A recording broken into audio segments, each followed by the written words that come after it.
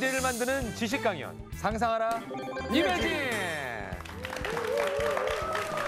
안녕하세요. 반갑습니다. 김현욱입니다. 네, 안녕하세요. 이종범입니다. 네, 이종범 작가 반갑습니다. 네, 안녕하세요. 만약에 신이 이종범 작가에게 특별한 능력 한 가지를 부여한다면 뭘 받고 싶어요? 저뿐 아니라 만화가들은 다 똑같을 거예요. 시간을 멈추는 능력.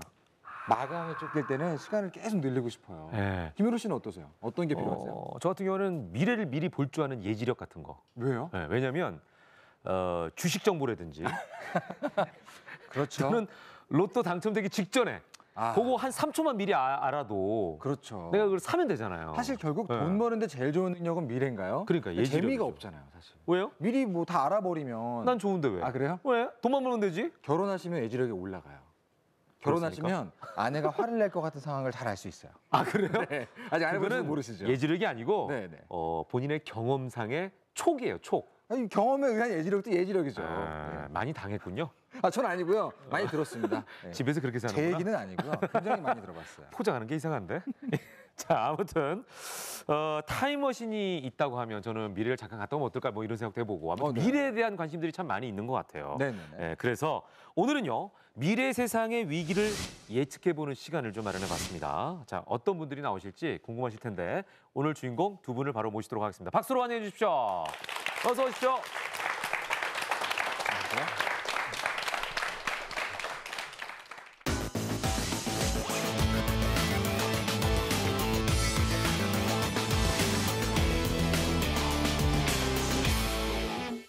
두 분은 약간 다른 분야의 연구를 하고 계시잖아요. 네. 구체적으로 좀 어떤 분야인지 소개를 좀 해주세요.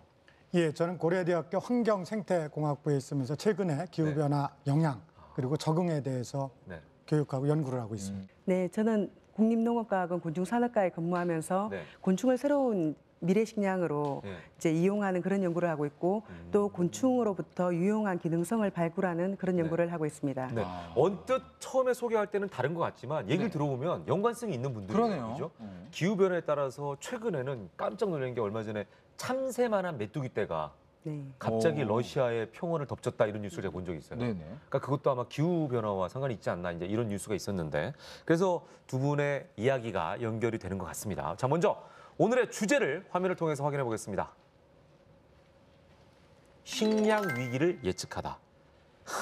이 환경 문제가 식량 문제 또는 물 부족 현상으로 이어질 거라는 걸 우리가 뉴스를 통해서 많이 접하고 있잖아요. 그런데 사실 그 환경 문제 특징이 사람들이 좀 와닿지 않는 것 같아요. 당장 우리가 먹을 게 없는 상황을 못 겪다 보니까 뉴스를 보면은 먹을 것이 없는 곳의 얘기를 많이 듣는데 정작 우리들은 또 이게 와닿듯이 느끼지 못하는 것 같아요. 그렇죠. 만약에 정전이 됐다 그러면은 깜깜하니까 느끼잖아요. 그렇죠. 근데 환경 변화로 인해서 식량 위기가 올 거다? 먼 미래 얘기 같은 그런 느낌이 드는데 자, 윤 연구사님. 농업 생산량이 환경 때문에 많이 줄고 있는 건가요? 아니면 우리가 너무 많이 먹어서 없애는 건가요? 둘 다 옳은 말씀이신 것 같은데요.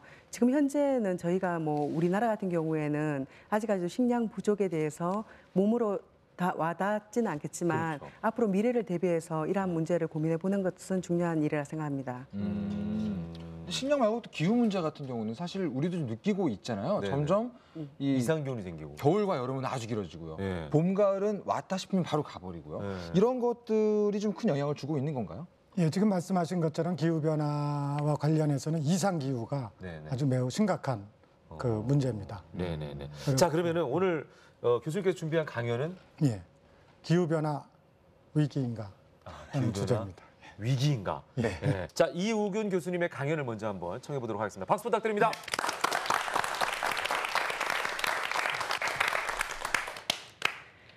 저는 오늘 아까 좀 전에 말씀드린 것처럼 기후변화가 위기인지 기회인지에 대해서 먼저 말씀을 드리도록 하겠습니다.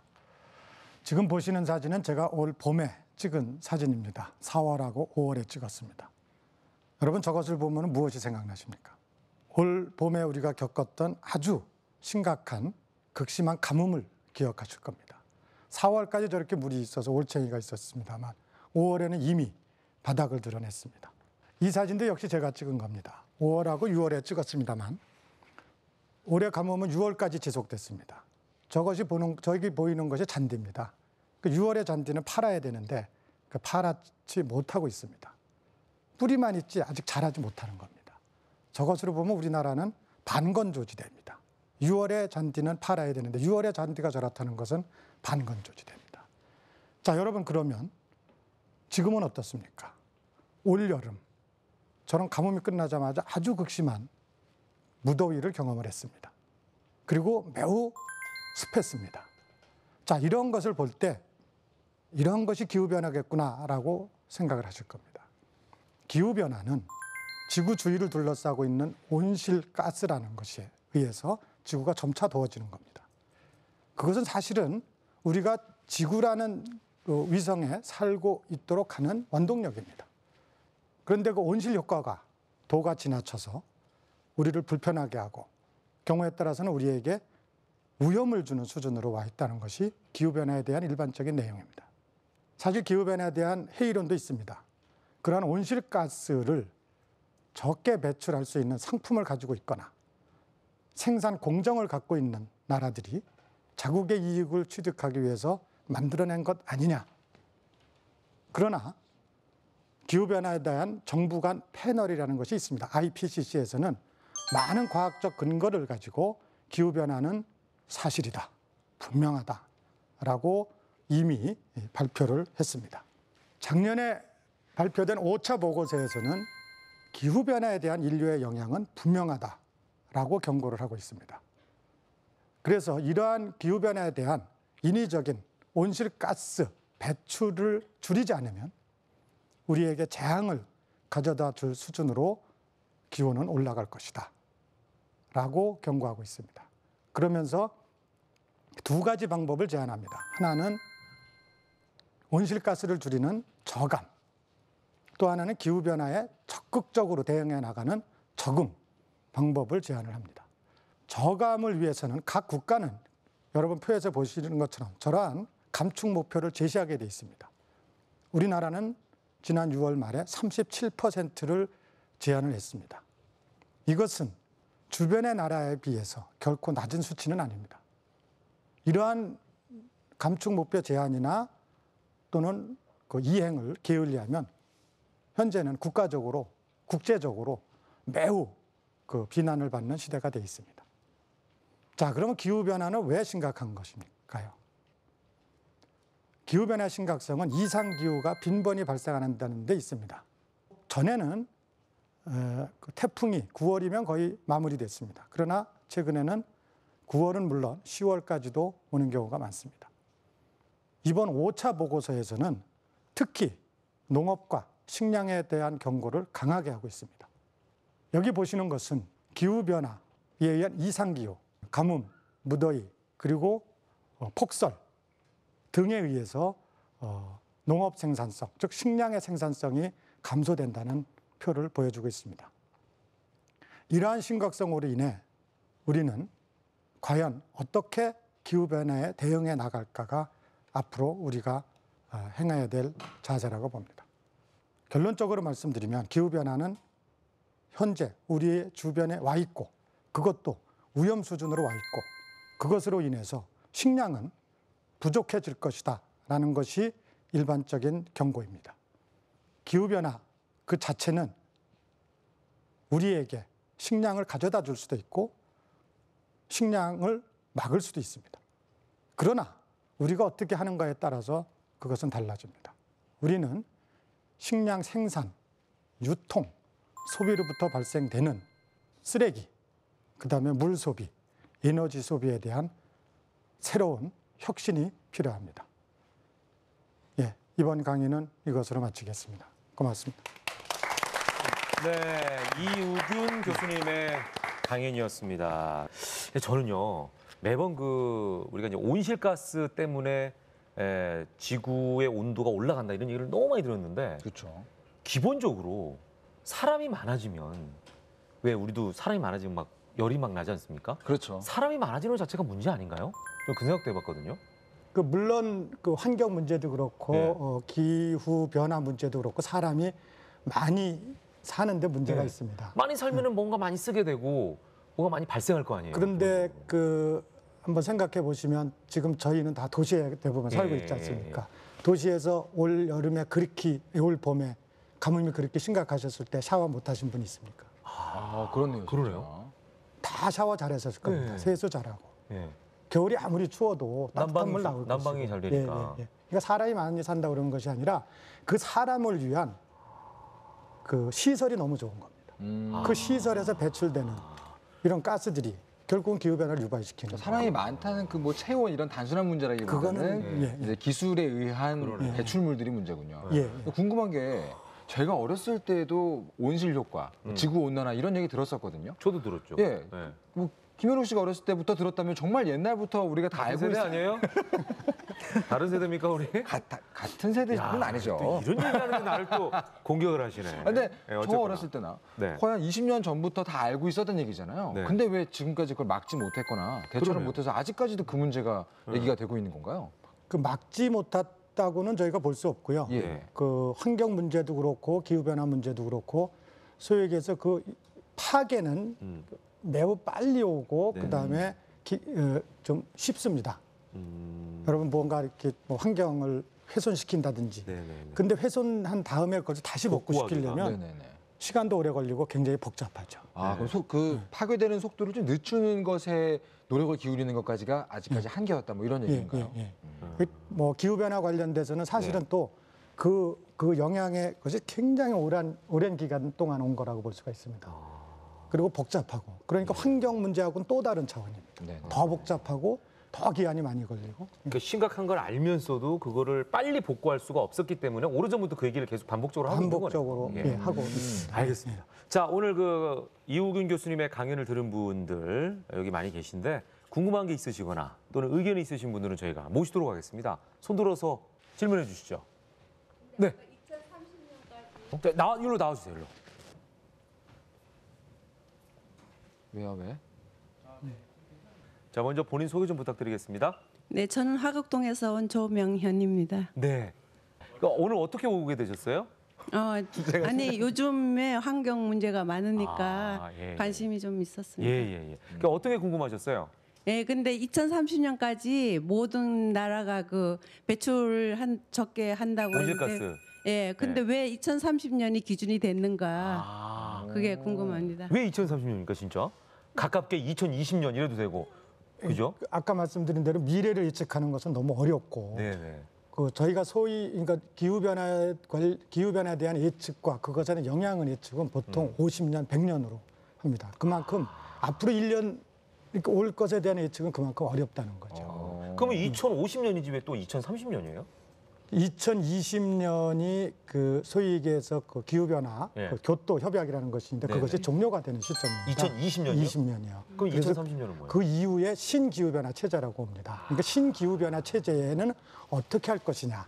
그러니까 2020년 끝나고 2021년부터 하면은 1년밖에 안 되니까 아마도 10년의 유예를 둔 것이 아닌가 이렇게 생각이 듭니다. 이 기후 변화에 굉장히 관심이 많으신가 봐요.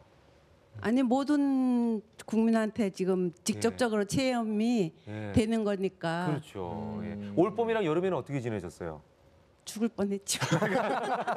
자, 저분에게 박수 한번 부탁드리겠습니다. 감사합니다. 네. 굉장히 주부로서 굉장히 궁금한 사항을 또 여쭤보셨고 그리고 또 되게 누구나 궁금해할 만한 부분을 질문해 주셨어요. 그래서 우리도 그냥 아무 생각 없이 2030년 그러니까 2030년가 보다 그런 생각을 했는데 가장 근본적인 질문을 해주셨어요. 네, 그렇죠. 윤 연구사님, 네. 농촌진흥청에서 혹시 식량 위기에 대해서 얘기를 합니까? 네, 저희 농촌진흥청에서는 기후변화 생태과라는 과가 있기 때문에 그 과에서는 주로 기후변화에 대응하는 연구를 하고 있고요. 저는 이제 곤충에 집중해서 연구를 하고 있습니다. 자, 오늘 준비한 강연 주제는 그러면? 저는 미래 대체 식량으로 왜 많은 것들 중에서 곤충을 선택했는지 그 배경과 그리고 곤충을 선택해서 어떠한 연구들이 이루어지고 있는지에 대해서 말씀드리겠습니다. 자, 윤은현 연구사의 강연 큰 박수로 청해 보도록 하겠습니다.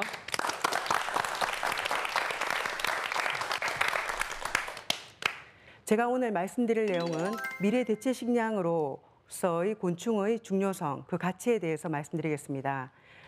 곤충식품하면 제일 먼저 떠오르는 생각이 지구상에 이렇게 먹을 것들도 많은데 왜 하필 곤충을 먹어야만 하나라는 생각이 떠오르실 겁니다. 우리나라는 눈부신 경제 성장으로 인해서 지금 현재는 굉장히 먹을 것들이 풍족해졌지만 현재에도 그림에서 보시는 것처럼 지구상에는 많은 사람들이 굶주림에 시달리고 있습니다. 현재 세계 인구는 약 70억 정도인데 그중에 7분의 1에 해당하는 10억 명 정도가 현재에도 굉장한 굶주림에 시달리고 있지만 세계 인구가 증가해서 2050년경 90억 명에 달하게 되면 현재의 2배 정도의 식량이 필요할 거라고 예측을 하고 있습니다. 따라서 현재 우리가 어떠한 대책을 마련하지 않는다면 추후의 미래에는 심각한 식량난에 시달릴 거라고 생각을 하고 있습니다. 인구 증가와 더불어 지구온난화로 극지방의 빙하가 녹아 해수면이 높아짐에 따라 경작지가 감소될 뿐만 아니라 토지, 물, 에너지 등 식량 수급을 위해서 필수적이면서도 부족한, 제한된 자원에 대한 부족 현상은 갈수록 심해질 수 있습니다. 2013년 세계식량포럼에서 한국해양수산개발원에서는 수산물의 수요는 계속 늘어나는 반면 자원량의 한계로 2020년경 어업 생산량은 2009년에 비해 17%밖에 되지 않을 정도로 부족할 것이라 예측을 했고 2010년 아르헨티나에서 개최된 육류회의에서 유엔 식량농업기구에서는 1970년대에 비해 육류 섭취는 3배 정도 증가했으나 2050년경에는 2010년 대비 2배 더 증가할 것이므로 2050년경에 소고기가 굉장히 사치스러운 아이템이 될 것이다라고 얘기를 했습니다. 따라서 2013년 유엔 식량농업기구에서는 식량 문제 해결을 위해 어떤 것을 먹고 어떤 것을 생산할지 지금이 바로 다시 생각할 때라고 말하며 곤충을 미래의 식량으로 지목을 했습니다. 그 이유는 그림에서 보시는 것처럼 곤충은 좁은 공간에서도 다단식으로 사육이 되므로 공간 효율이 가축에 비해서 10배 정도 좋습니다. 그리고 알을 산란할 때 한 번 산란에 수십 개에서 수백 개의 알을 산란할 뿐만 아니라 알에서 부화해서 생을 마감하는 한사리 기간이 수개월 정도로 매우 짧습니다. 이뿐만 아니라 곤충을 사육할 때 동일량의 고기를 생산하는 것보다 그 사료량이 훨씬 더 적기 때문에 경제적이라는 특성이 있습니다. 사료량을 곤충 그리고 닭과 오리와 같은 가금류, 돼지, 소와 비교해 보면 곤충은 소에 비해서 약 6분의 1 정도의 사료량이 필요합니다. 그렇지만 식용이 가능한 가식 부위가 곤충은 80%나 되는 데 비해서 가축은 소는 전체 중 40%밖에 되지 않습니다. 이것을 적용해서 다시 계산을 해보면 곤충은 소에 비해서 약 12분의 1 정도로 사료량이 굉장히 적게 되기 때문에 곤충은 굉장히 경제성이 높다고 볼 수 있습니다. 지구상에 발생하는 전체 온실가스 배출량 중에서 약 18%가 바로 가축 사육 때문에 발생이 됩니다. 온실가스 배출량을 곤충, 돼지, 소와 비교해보면 곤충에 비해 돼지는 67배, 소는 317배나 더 많은 온실가스가 배출이 됩니다. 이뿐만 아니라 암모니아 가스 경우에도 돼지가 곤충에 비해서 26배나 더 많은 암모니아가 배출이 되므로 이러한 것들을 봤을 때 곤충은 앞서 말씀드린 것처럼 경제적일 뿐만 아니라 친환경적이라는 그러한 장점이 있습니다. 그 외에도 미래 식량으로 곤충을 주목하는 이유는 고단백, 고불포화 지방산, 그리고 미네랄, 식이섬유가 풍부하기 때문에 영양적으로 가치가 있고 그리고 지구상에 존재하는 동물 중에서 최다 종임에도 불구하고 현재까지 개발이나 연구가 거의 이루어지지 않은 미개발 자원에 보고이기 때문에 곤충은 새로운 미래 대체 식량으로서의 가치가 충분하다고 생각이 됩니다. 예, 이상으로 제 강연을 마치겠습니다. 감사합니다. 네. 윤 연구사님의 강연이었습니다. 네. 듣고 보니까 이 돼지가 꽤 많은 안 좋은 가스를 배출하는군요. 네. 방귀를 많이 뀌는 건가요? 네, 그렇습니다. 아, 농담이 아니고 진짜군요. 네네. 진짜요? 네, 일단은 장내 발효라든가 그리고 분뇨 예. 이런 것 때문에 생각보다는 굉장히 진짜요? 많은 온실가스 배출합니다. 그리고 소도 무슨 메탄가스를 많이 배출한다면서요? 예, 예. 소도 이제 반추동물이기 때문에 네. 장에서의 발효로 인한 뭐 트럼이라든가 방귀 그러니까. 그리고 분뇨 이런 것들 때문에 생각보다 청결하다고 생각을 하는데 네네. 온실가스 배출량은 상당히 많죠. 그리고 제 친구 중에서 그 채식주의자 하는 친구들의 주된 원인 중에 이유 중에 네. 하나가 환경 때문에 고기를 안 먹는단 말을 해서 제가 무슨 소린가 했었어요. 네. 근데 많이 안 먹으면 덜 쓰기 때문에 그 고기를 예. 예, 그 고기로 인해 생기는 어떤 메탄가스가 없어진다. 그런 말은 들었어요. 엄청난 세계 평화주의잖아요. 그러게요. 네. 근데 고기 맛있잖아요. 굉장히. 그러니까 우리 고기를 버리기는 참 힘든데 아, 맛있기 때문에 사람이 힘든데. 그런 방귀를 뀌게 되면 그것도 다 메탄가스인가요? 그렇죠. 근데 아, 사람은 그래요? 어떻게 조절하기가 쉽지 네. 않고 하니까 이제 곤충의 경우에는 네네. 예를 들어서 이제 가축을 이제 사육하면서 그런 온실가스가 많이 배출되기 되니까 네. 대체를 할 수 있는 뭐 곤충이라든가 대체 그러니까. 식품을 개발하는 것이 중요하다고 사람을 생각합니다. 대체하기는 좀 그렇고 그렇죠. 먹는 음식을 대체하자 예. 뭐 이런 생각이네요. 어떻게 보면. 근데 저는 어릴 때 메뚜기 구워 먹었던 기억이 있어요. 그렇죠. 저랑 고소했어요. 다른 세대이기 때문에 저는 모르거든요.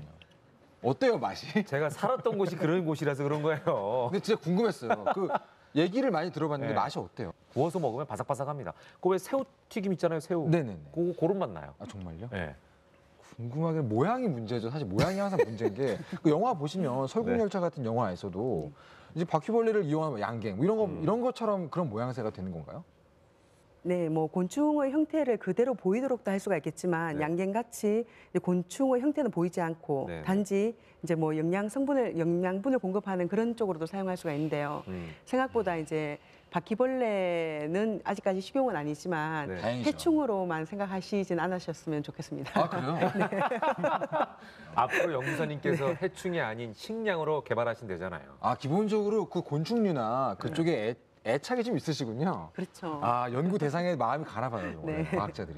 기후변화로 인한 식량 위기 그리고 미래 식량 자원 곤충에 관한 이야기까지 지금 아주 간단하게 좀 들어봤습니다. 잠시 후에 미래 식량에 관한 강연 이어가도록 하겠습니다. 조금만 기다려 주십시오. 이매진.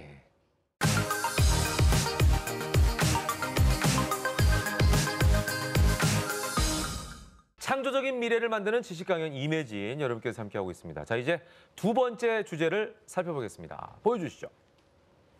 식량 위기를 극복하다.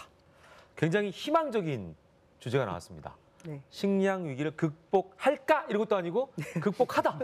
그죠? 네. 긍정적인 주제예요. 그렇죠. 예, 그래서 굉장히 조금 마음이 가볍다 이런 생각이 드는데 윤영우 선생님께 여쭤보겠습니다. 현재 곤충 식량은 어느 정도나 준비가 되어 있는 상태입니까? 곤충 식량은 일단은 새로운 식품 원료로 식약처에서 인정받는 것을 첫 번째 단계로 해서 네. 이러한 곤충들을 이용해서 여러 가지 요리를 개발하는 단계까지 왔고요. 네. 그리고 이제 일반인들을 위한 음식 외에도 환자분들을 위한 음식도 현재 개발 중이고, 그리고 이러한 곤충으로부터 기능성을 발굴해서 기능성 식품이라든가 천연물 의약품으로의 그런 쪽으로까지 연구하려고 지금 연구를 지속적으로 진행하고 있습니다. 네네. 예. 지금 이 앞에 나와 있는 게 예. 쿠키죠? 쿠키 같이 생겼는데 네. 네. 이게 지금 쿠키입니다. 곤충으로 만든. 네, 한번 드셔보세요. 고소의 쿠키입니다, 이름이. 네. 이게 고소의 고소의 쿠키라고 쿠키. 되어 있네요. 네. 예. 그냥 진짜 쿠키인데요? 이게 뭘로 만든 쿠키인 거야, 그럼 이게? 제가 일단 먹어보고 예, 일단 한번 여쭤볼게요. 드셔보세요. 먹어보고. 교수님 어떠세요? 교수님 평소에 곤충 좋아하십니까? 그냥 메뚜기를 먹어봤지만 별로. 똑같은데. 그냥 똑같은 쿠키인데? 그죠? 예. 네. 일반 과자인데. 그럼 뭐 그러네요. 곤충이라고는 전혀 생각이 안 드는데요? 상상 속의 맛은 일단 아니에요. 네. 네. 일단 그냥 쿠키랑 차이는 없어요. 네. 그냥 똑같은데 뭐. 그냥 근데 여기다가- 이 언뜻언뜻 보이는 무언가가 되게 궁금하면서도 무섭게 만드는 게 있어요. 정말 너무 맛있는데? 자, 일단 음. 요 똑같은 게 방청소에도 준비가 돼 있죠? 이거요? 네. 요걸로 좀 나눠줄게요. 우리 저 밑에 저 꼬마 애들 줘봐, 꼬마 애들. 초등학생, 우리 3학년, 그죠? 너도 한번 먹어봐, 3학년 친구도. 그러게요. 근데 그러고 보니까 그러니까. 고소해란 이름은 네. 먹어봐. 진짜로 그 명명한 거군요. 그게 아마 강연이 나올 자, 네. 다 드셔보셨습니까? 한번 드셔보세요. 맛이 어떠세요? 맛있죠? 그러니까 맛이 이상하다 하는 분 손 들어보세요. 맛이 이상하다. 기분은 이상할 수 있는데 근데 먹어보니까 맛은 괜찮다, 맛있다 하는 분 손 들어보세요. 저도 대부분이 생각이 다. 맛있- 네. 네. 연구사님, 네. 이 무슨 곤충입니까? 네, 이 여기에 들어있는 곤충은 네. 고소해라고 하는 네. 갈색 거저리 애벌레입니다. 갈색 거저리 애벌레. 네. 근데 사실은 네. 곤충을 형태를 그대로 드러냈을 때 씹으면서 느끼는 감칠맛이 있거든요. 네네. 그래서 그 형태가 보이는 대로 먹으면 가장 맛은 좋은데 네. 그러면 좀 징그럽게 생각하실 수가 있잖아요. 예. 곤충이 들어갔다는 걸 표시하기 위해서 저희가 다져서 넣은 거거든요. 아, 그 중간중간에 들어있는 그렇죠. 것들이 그러면 저는 그게 예. 건포도나 이런 건 줄 알았더니 예, 걔가 금포도처럼 애벌레였군요. 생각하셔도 돼요. 예. 그러면 곤충만 가지고도 만들 수가 있는 건가요? 곤충만 가지고는 쿠키까지는 잘안 다른 게 되고. 들어가야 되니까 그렇죠. 배합이 돼야 되는 거죠. 예. 그렇군요.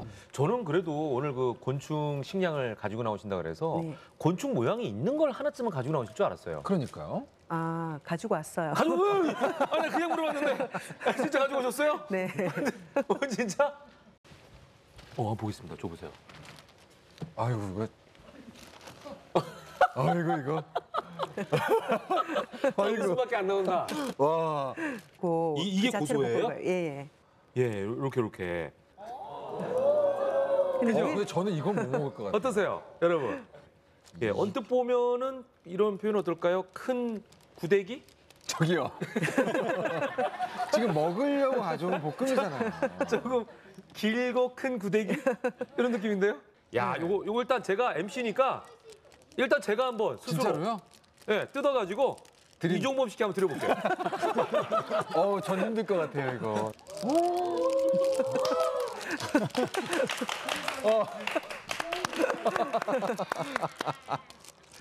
어때요? 김현욱 씨 어때요? 진짜 고소한데요? 그래요? 예. 저 방청객 궁금해하시는 분들도 한번 맛을 보여드리면 좋을 진짜로. 것 같아요. 진짜로 우리 그 새우 볶은 거 있잖아요. 그래요? 맞아요. 예. 마른 새우. 예. 마른 새우 볶음 맛이에요. 예. 제가 사실 번데기도 못 먹거든요. 네. 그 정도니까 아직은 힘든데 네. 야, 익숙해져야지 이거 먹겠네요. 오늘 오신 분들 진짜 특별한 경험하신다. 그게 애벌레 유충이에요. 애벌레 유충이에요? 예. 네. 성충이 되면 어떻게 성충이 돼요? 되면 어떻게 돼요? 딱정벌레에 속하는 곤충이기 때문에 네. 새까만 모양의 이제 등이 딱딱한 그런 그거 못 딱정벌레로 먹는 변해요. 그거는 못 먹어요. 그렇게 못 예. 먹어요. 그러니까 성충이 되기 전에 드시는 거예요. 아니요. 어때요? 그 애벌레만. 애벌레만 예. 고소해요. 예. 저 맛있어요. 고소하네. 고소하네. 그래서 이름이 고소해요. 고소해. 자, 이렇게 해서 우리가 한번 맛있는 곤충 식량을 시식해봤습니다. 저도 태어나서 처음 먹어봤어요. 이거. 전 식용곤충이라는 존재를 처음 그러니까. 입에 넣어본 거예요. 예. 오늘 저도. 아주 소중한 경험인데, 자, 계속해서 그러면 우리 윤은영 연구사께서 네. 다음 강연을 좀 해주시죠. 네. 예. 자, 박수 한번 부탁드리겠습니다.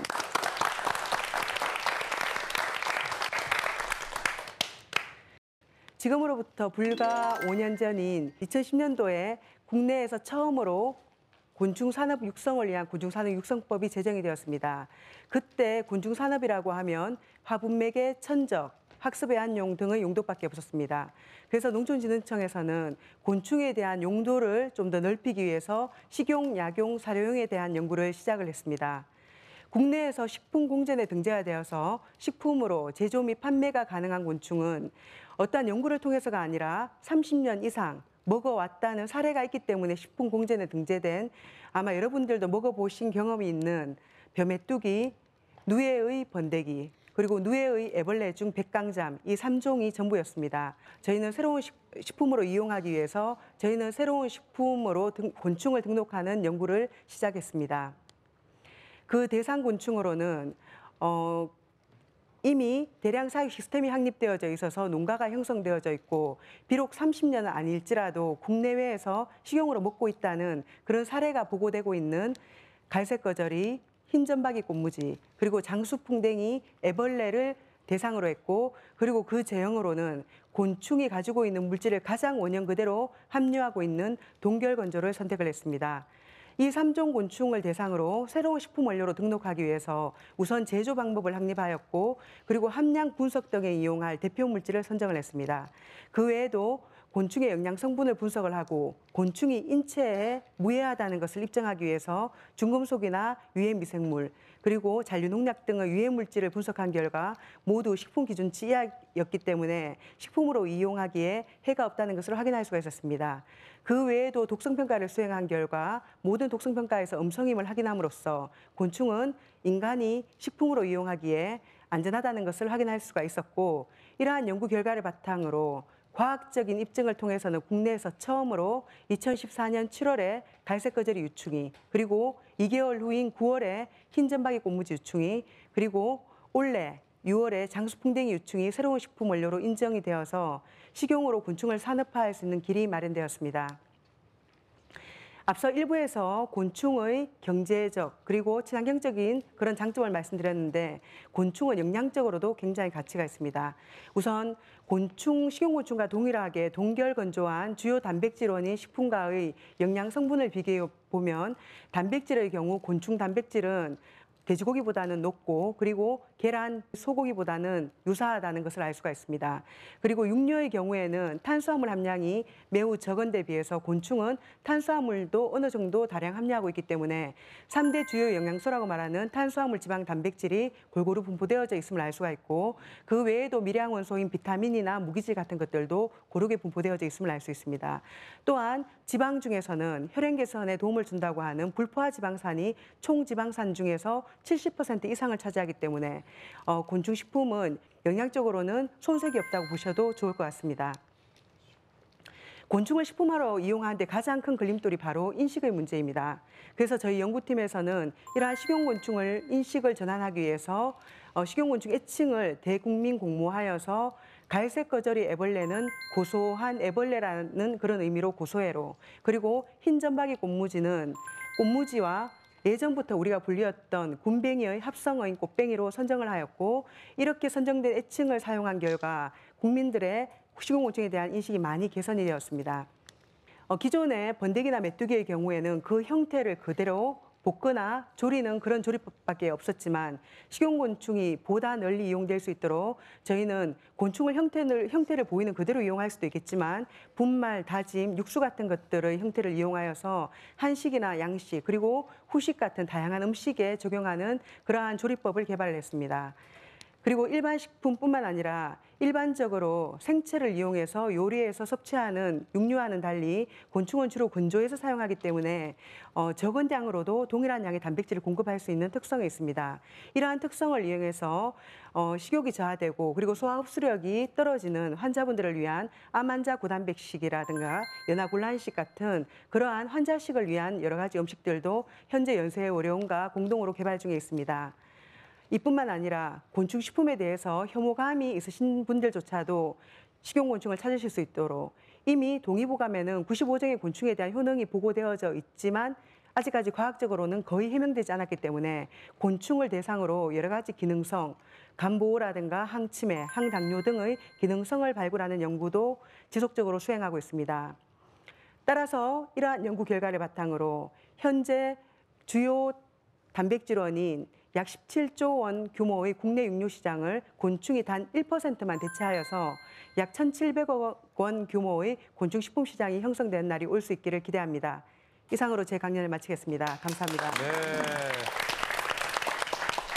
고맙습니다. 감사합니다. 근데 아까 그 말씀하신 것 중에 17조가 우리나라의 예, 그렇죠. 국내 육류 시장. 육류 시장인가요? 예. 그 중에 1%. 그렇죠. 1,700억. 1,700억. 와. 지금은 어느 정도나 혹시 이 곤충 식량을 먹고 있는 사람들이 있나요?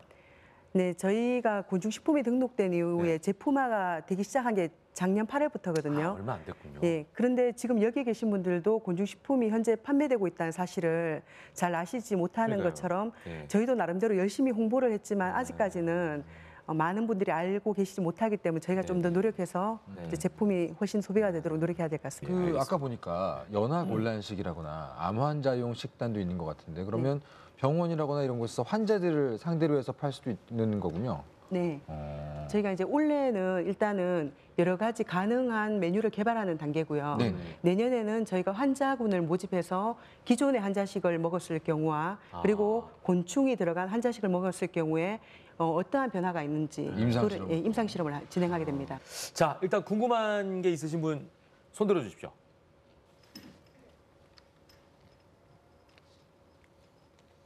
네, 소개 좀 부탁드릴게요. 네, 안녕하세요. 저는 당산동에서 온 안재도라고 합니다. 네. 자, 어떻게 궁금하세요? 그 아까 전에 기본적으로 식용할 때 이제 곤충을 동결 건조해서 이렇게 드신다고 하셨는데 그러면 이제 몸에 해로운 성분은 제거되지 않을 것 같은데 그거는 어떻게 될지 말씀해 주시고 또 한 가지는 예전에 몇 달 전에 TV 프로그램에서 그 곤충을 지금은 죽어 있지만 살아 있는 채로 먹는 그 어떤 한 청년을 봤거든요. 근데 그것 또한 이제 굉장히 몸에 해로울 것 같이 그런 기분이 생각이 드는데 확실하게 그거 한번 말씀해 주셨으면 좋겠습니다. 네. 제가 제조 방법을 확립했다고 하는데 그 제조 방법에는 그런 살균 과정이 있습니다. 그래서 일단은 곤충 특유의 좀 좋지 않다기보다는 이상한 맛이라고 느낄 수 있는 부분을 제거하기 위해서 식용으로 이용되기 전에 일단은 한 이틀 정도를 굶기는 절식 기간을 거치고 그다음 깨끗하게 세척을 하고 그리고 고온고압으로 멸균을 하고 그리고 저희가 동결 건조를 가는 거거든요. 그래서 이제 멸균해서 동결 건조한 이후에 저희가 그 직후에 여러 가지 아까 유해 물질을 분석한다고 했는데 유해 물질에는 수십 종의 뭐 병원성 세균이라든가 곰팡이라든가 이런 것들을 저희가 다 분석을 했거든요. 그런 세균이나 미생물들은 모두 전혀 존재하지 않았습니다. 예. 그리고 또 하나 아까 질문하신 게 그대로 생으로 먹게 되면은 혹시 나쁜 어떤 박테리아나 이런 게 들어갈 가능성은 없느냐 이런 건데. 네.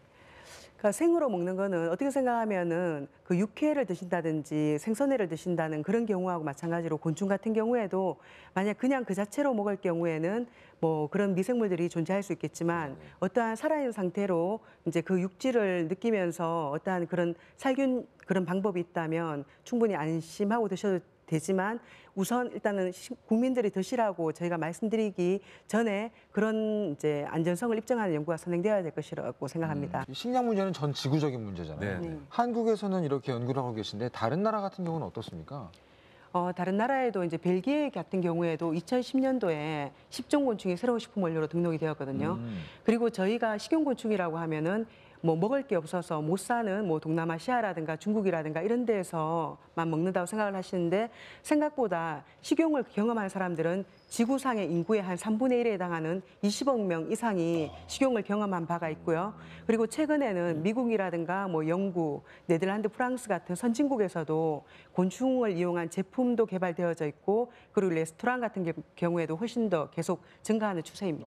자, 저희가 이제 뭐 곤충 식량에 대해서 얘기를 계속 나눴는데 이 교수님, 이 결국은 식량 자원을 보호할 수 있는 게 환경 개선이 아닐까 이런 생각도 해봅니다. 이게 지금 말씀하신 것처럼 곤충 산업도 이제 그 굉장히 그 다단계의 그 가공 처리가 있고 또 유통망이 있는데 저희가 식량을 생산할 때는 그러한 그 생산, 그다음에 유통, 그리고 소비 이런 과정에서 기후변화나 환경변화와 어떤 연관이 있는가 이런 거를 살펴볼 필요가 있습니다. 그렇습니다. 자, 그래서 오늘의 마지막 강연 이 교수님의 강연을 들어보도록 하겠습니다. 박수 부탁드립니다. 예, 안녕하십니까. 좀 전에 그 윤윤영 박사님께서 말씀하신 것처럼 식량 산업은 매우 유명한 식품 산업이고 또 우리의 식량 문제를 해결해 줄 수도 있습니다. 그렇다면 그리고 그 윤윤영 박사님께서는 곤충 식품을 산업화하기 위해서는 인식의 전환이 필요하다라고 말씀하셨는데 저는 그런 인식의 전환이 거시적으로 또 우리 사람들은 어떻게 해야 되는가를 한번 살펴보도록 하겠습니다. 식량을 생산할 때도 그렇고 유통하고 소비할 때는 온실가스를 배출하게 돼 있습니다. 그리고 어느 정도는 환경 문제도 유발을 시킵니다. 곤충 식품도 마찬가지로 그와 같은 그 고리를 가지고 있습니다. 우리나라의 푸드 마일리지는 매우 높습니다. 다른 나라에 비해서 매우 높습니다.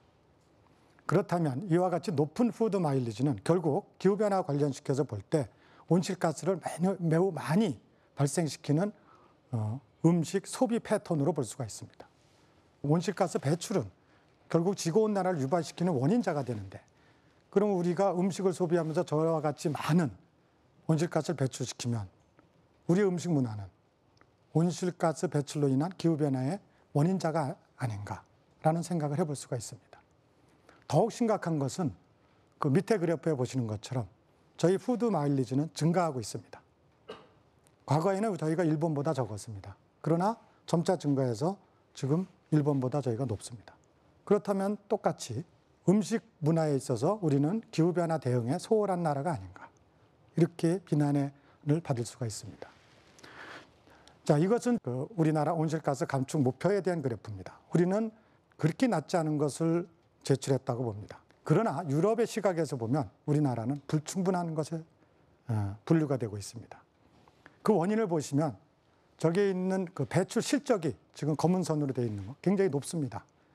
그러면 좀 전에 말씀드린 것처럼 우리가 음식을 소비하면서 배출된 온실가스가 저렇게 높은 우리나라 배출 실적을 만들어 놓은 것이 아닌가. 그렇다면 결국 저것은 우리나라의 산업 부문의 부담이 아닌가. 다시 말씀드리면 우리가 음식 문화를 통해서 온실가스 배출을 줄이면 그만큼 산업 부문에서의 온실가스가 좀 여유가 있고 그것을 통해서 국가의 산업 가동률을 높이고 발전의 원동력이 되지 않을까. 이런 인식의 전환도 필요하다고 봅니다. 우리나라는 상반된 위상을 갖고 있습니다. GDP 세계 13위입니다. 무역 규모 세계 7위입니다.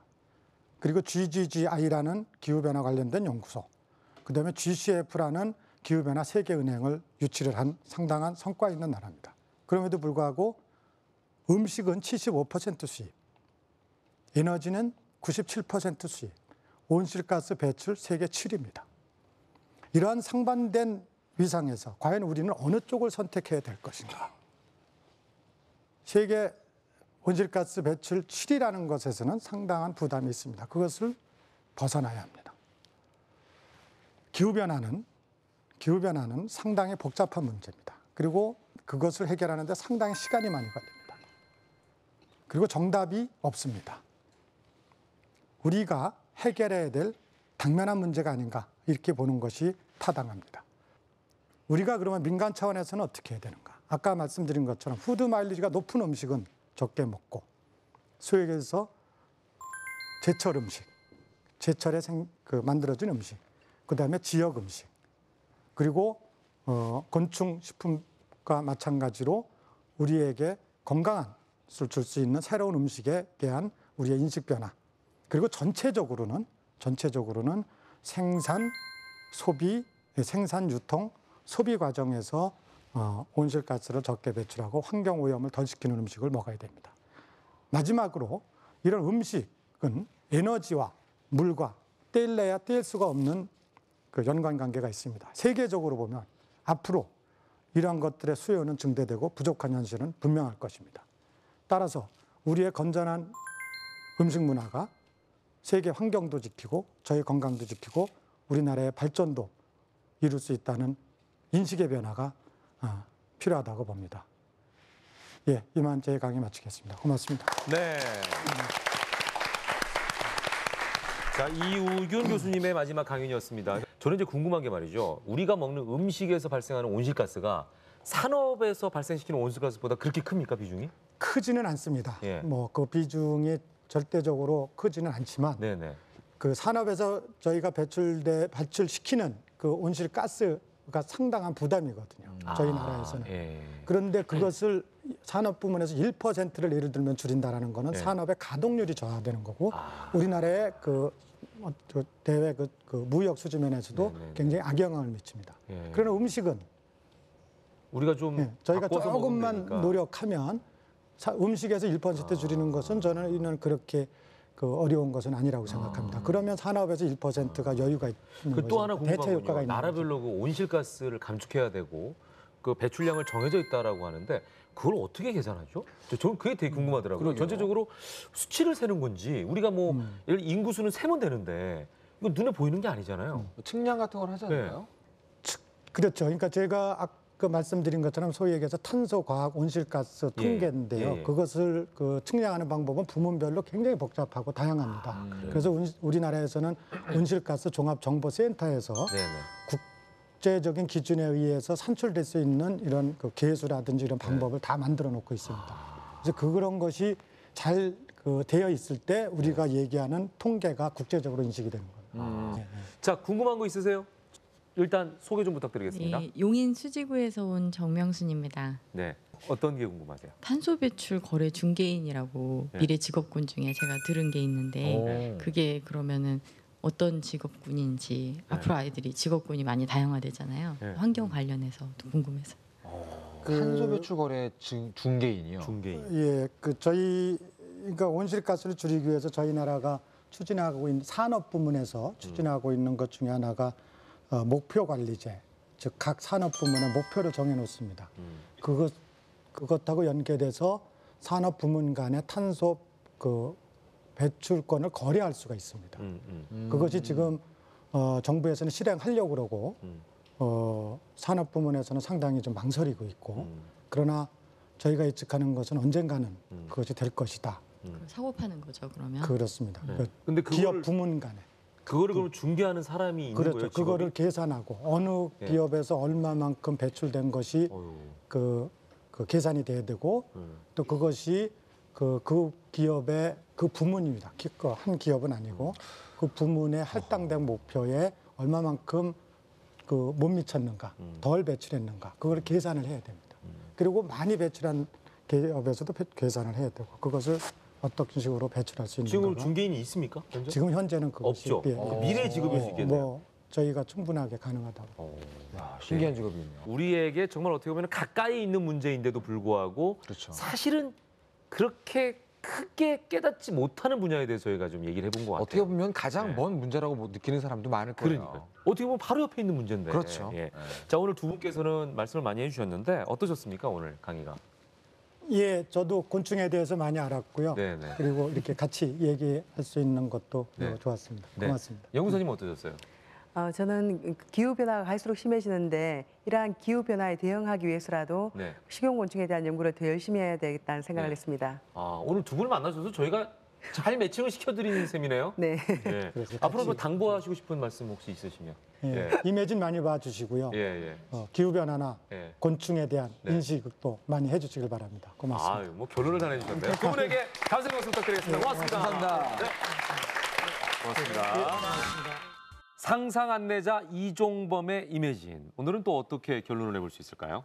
제가 대학생 때 통섭이라는 책을 공부한 적이 있는데 거기서 이제 인간의 일생을 인류의 일생과 비슷하게 해설한 부분이 있습니다. 인간이 처음 태어나면 자연의 중력에 이기지 못해서 네 발로 기어다니지만 네. 나이가 들면 점점 중력에 거스르면서 살죠. 네. 하지만 나이가 더 들면 다시 중력에 의해서 바닥으로 숙여지잖아요. 그렇죠. 자연으로 다시 돌아가게 되는 거죠. 네. 저 인류의 역사를 볼 때도 비슷한 일생을 겪는 게 아닌가 싶어요. 과거엔 인류가 살기 위해서 자연에 거스를 수밖에 없는 시절이 있었다면 앞으로는 더 오래 살기 위해서 분명히 자연과 함께 하는 부분이 필요하지 않을까. 네, 네. 그것이 우리가 이제 어떤 기생에서 자연과의 공생으로 가는 길이 아닐까 그런 생각을 많이 하게 됐고요. 네. 오늘 곤충 맛이 너무 좋아서 깜짝 놀랐어요. 뭐 아까 기겁을 하시더만. 못 먹을 줄 알았는데 생각보다 그러니까요. 맛있더라고요. 고소하죠. 네. 예. 이게 사람의 인식, 그러니까 사람의 선입견도 참 무섭구나라는 걸 깨닫는 시간이었고요.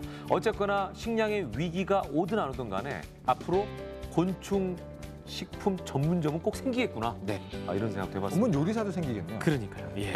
자, 다가올 미래. 이 미래가 혹시나 위기가 된다면 또는 위기로서 우리에게 다가오기 시작한다면 우리가 얼마나 준비하느냐가 또 중요하지 않을까. 이런 생각도 해볼 수 있는 시간이었습니다. 준비해서 바꿀 수 네. 있는 미래라면 열심히 노력해서 준비하는 게 중요하겠죠. 그렇죠. 예. 위기가 올 거를 미리 안다면 네. 거기에 또 대비하는 것이 지혜롭겠죠. 그렇죠.